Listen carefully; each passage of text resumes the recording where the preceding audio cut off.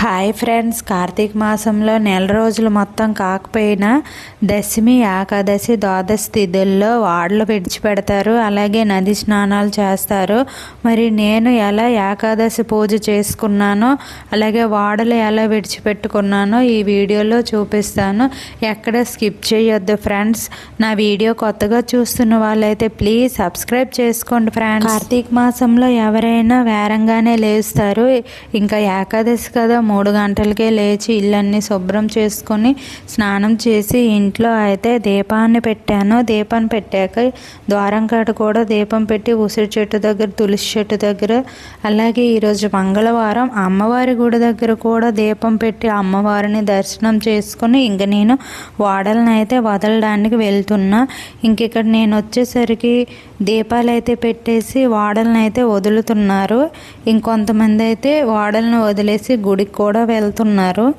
ఇగోండి, నేను వచ్చేసరికి కొంతమంది వాడలను అయితే వదులుతున్నారు. టైం అయితే 4:30 అయ్యింది. చీకటిగానే ఉంది బాగా. చూడండి, చక్కగా గాలి ఏమీ లేదు, మంచిగా వెళ్తున్నాయి.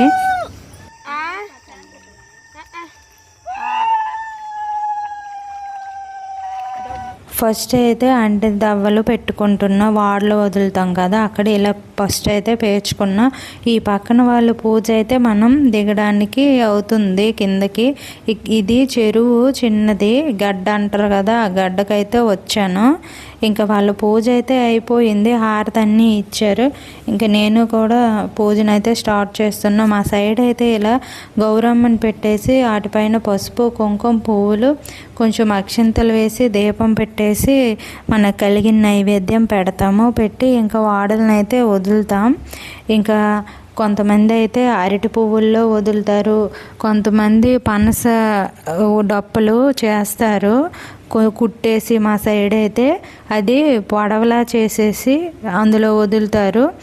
చాలా రకరకాలుగా బంతి పువ్వుల మీద వదులుతారు, కొబ్బరి చెప్పుల మీద, పాడ్యంకి అయితే కొబ్బరి చెప్పుల మీద వదులుతారు. చాలా మంచిది. నేనైతే ఇంక ఇక్కడ ఈవిడ అంటి పువ్వు తెచ్చారు, ఒక రేక్కిమ్మనేసి అడిగాను. ఈ రేకు మీద కూడా పసుపు, కుంకుమ అన్నీ వేసుకుంటున్నా. ఇలా నేను అంటి దవ్వలు కూడా చిన్న ముక్కలుగా కట్ చేసి తెచ్చుకొని ఇంకా వీటిలో పసుపు, కుంకుమ అన్నీ వేసుకుంటున్నా. ఇలా మంచిగా గట్టు పైన పేర్చుకొని అన్నీ కూడా రెడీ చేసుకున్నాక ఒక్కొక్కటి తీసి బొత్తులను అయితే వెలిగించి వాడలు వదులుకోవడానికి చాలా ఈజీగా ఉంటుంది. ఇలా గట్టు పైన అన్నీ రెడీ చేసుకోవడం వల్ల మన తడి చేయి తగలదు. వాసన పుల్లతో జస్ట్ ఒత్తుల్ని ముట్టించి వదులుకోవచ్చు. అలా అయితే నీట్గా ఒత్తులు వెలిగి వెళ్తాయి. గాలి కూడా లేదు, చక్కగా వాడలు అయితే వెళ్తాయి.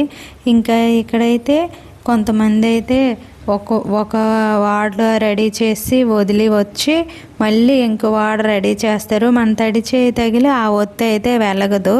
ఇంకా అది అవ్వక గంట సేపు టైం వేస్ట్ చేసుకుంటారు.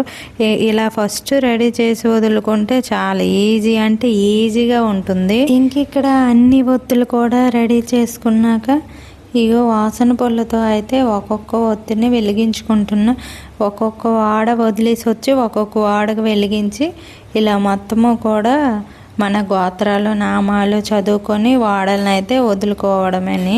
ఇంకా వాడలో ఒత్తులు వెలిగించినప్పుడు ఒత్తులు అయితే ఒక సైడ్కి అయిపోతూ ఉంటాయి. అవి కరెక్ట్గా చేసుకొని వెలిగించుకుంటే నీట్గా వాడపైన ఒత్తులు అయితే వెళ్తాయి. చూడండి, ఈ విధంగా నీట్గా ఒత్తులను అయితే వెలిగించుకుంటే గాబరా చేసుకుంటే ఆ వాడ అది నీటిలో మునిగిపోతుంది. లేదంటే దీపం కూడా కొండెక్కిపోవడం ఏదైనా అవుతుంది. నెమ్మదిగా వాడనైతే తీసి ఇలా వదులుకుంటే చాలా మంచిగా వెళ్తాయి. ఈ సంవత్సరం అయితే గాలి కూడా లేదు, చాలా నీట్గా వదిలే వాళ్ళు అయితే వెళ్తున్నాయి. ఇంకా ఫైనల్గా నేను కూడా వాడనైతే వదులుతున్నా. ఎంత చక్కగా దీపాలు అయితే వెలుగుతున్నాయి చూడండి. ఇంకా నేనైతే వాడైతే విడిచిపెట్టేశాను.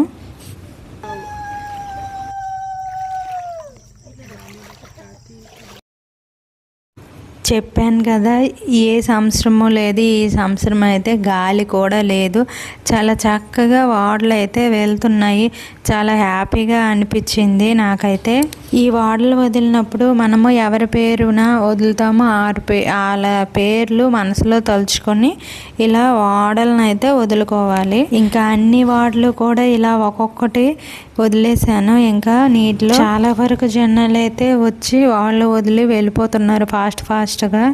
ఇంకా నేనైతే ఫైనల్గా వాడలన్నీ వదిలేసి వచ్చేసాను. ఇంకా నేను అన్నీ వదిలేసరికి టైం అయితే 5:30 అయిపోయింది. గంట టైం పట్టింది నాకైతే. ఇంకా చూడండి, ఇంకా చీకటిగానే ఉంది, ఫుల్గా లైట్గా వెలుతురు వచ్చింది అంతేని. ఎంత చీకటిగా ఉందో చూడండి. ఈ శీతాకాలంలో ఎక్కువ చీకటి అనిపిస్తుంది. ఇంకా నేను వాడలు వదిలేసి వస్తుండగా ఇగోండి ఒక సైడు ఇది గెడ్డ వైపు 2 దారులు ఉన్నాయి. ఒక సైడు వీళ్ళు వదిలేసి తులసమ్మ దగ్గర పూజ చేస్తున్నారు, మేము ఇంకో సైడ్ వెళ్ళాము. ఇంకా నేను వీళ్ళైతే శివాలయం దర్శనం కూడా చేసుకొని వెళ్ళిపోతున్నారు చూడండి. ఇక్కడ ఇంకా అమ్మవారు మంగళవారం కదా, అమ్మవారి గుడి దగ్గర కూడా కొంతమంది దీపాన్ని పెట్టుకుంటున్నారు ఇక్కడ. ఇంకా ఇంటికి వచ్చేసి మా పిల్లల్ని రెడీ చేశాను, స్నానం అన్నీ చేపించేసి గుడికి వెళ్దామని, రామాలయం గుడికి. ఇంకా మా పిల్లలకి డైలీ ఒక్కొక్క బిస్కెట్లు కానీ రస్కులు కానీ వేయడం అలవాటు. ఇంకా ఇదంతా కొత్తూరు మార్కెట్. 4 నుంచే ఉదయం 4 నుంచే ఇంకా కూరగాయల మార్కెట్ అయితే స్టార్ట్ అవుతుంది. మాది పల్లెటూరు సైడ్ కదా, రైతులు వచ్చి ఫ్రెష్ కూరగాయలు అయితే అమ్ముతారు. కొత్తూరుని మిస్ అయ్యే వాళ్ళందరూ ఒకసారి చూసేయండి. ఈరోజు ఏకాదశి కదా, ఇంకా రామాలయానికి అయితే వచ్చాము. ఈవిడ గారు పూజ సామాన్లు అన్నీ వాళ్ళకి అందిస్తుంటే వాళ్ళు ఒక్కొక్క పూజను అయితే చేస్తున్నారు. ఇంకా పూజ అంతా అయ్యాక హారతిని అయితే చక్కగా ఇచ్చారు. ఇంకా హారతిని తీసుకొని ఇలా స్వయం పాక దానం ఇవ్వడానికి అనేసి ఇలా అన్నీ రెడీ చేశాను ఒక ప్లేట్లో. మా సైడు విష్ణు ఆలయం ఏవీ లేవు. ఇంకా రామాలయం గుడికి వచ్చి అయితే చక్కగా దర్శనం చేసుకుంటున్నాం. చూడండి ఎంతమంది ఉన్నారు ఉదయానికే. ఇప్పుడైతే అందరూ కూడా ప్రతి దాంట్లో కూడా పాల్గొని పూజలు అయితే చక్కగా చేస్తున్నారు అందరూ కూడా. ఇంకా మా పల్లెటూరు సైడ్ అయితే చక్కగా తులసమ్మ తల్లి దగ్గర ఈశ్వరుని ఫోటో, రాముడి ఫోటో, కృష్ణుడిది అన్నీ పెట్టేసి దీపాలు పెట్టి ఇలా చుట్టూ తిరిగి రాముడి స్మరణ చేస్తారు.